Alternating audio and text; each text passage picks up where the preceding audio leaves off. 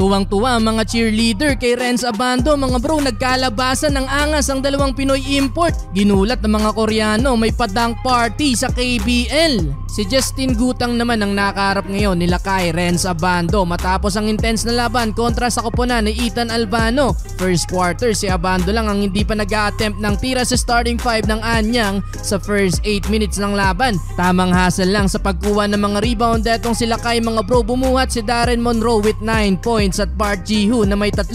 Under last 2 minutes pa nang makuha nila kay ang kanyang first 2 points. Alley-oop play, nakatulog ang depensa ng kalaban.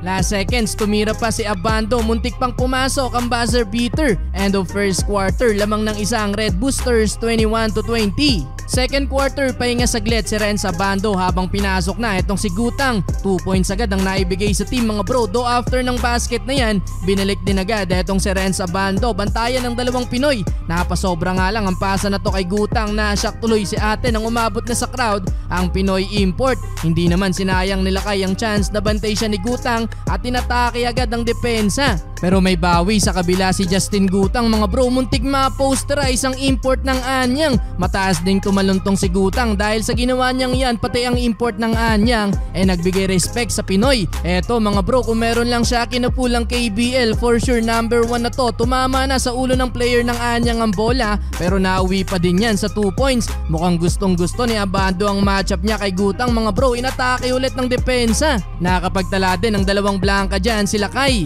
8 points with 2 blocks para kay Abando sa first half. Lamang pa din ng Anyang 45-38. Third quarter, aggressive pa din si Renz Abando mga bro. Nandyan ulit ang paborito niyang move, atake sa ilalim sabay talon ng mataas na hindi na maaabot ng kalaban. Pero heto mga bro, another 2 points para kay Lakay. Iwan ng bantay sa crossover move sabay take off. 바꿨습니다. 미스매치.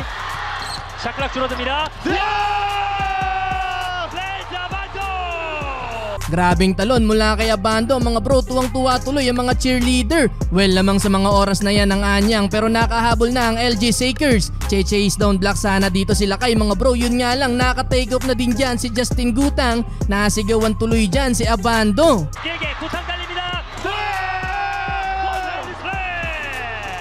Though hindi pumayag, etong sila kay mga bro na walang bawi at umiskor pa ng 4 sa Red Boosters. End of third quarter, 68-55. Well, fourth and final quarter mga bro, tinambakan na ang LG Sakers at nakapagtala pa ng puntos dyan si Renz Abando. Parang inagawan pa ng candy ang Koreano. Nagpahabol pa ng isang blanca dyan si Renz Abando mga bro, at dahil tambak na din naman ang kalaban, sa uli panalo ang Red Boosters. Nakapagtala dyan ng 18 points si Renz Abando, samahan pa ng 3 block shots.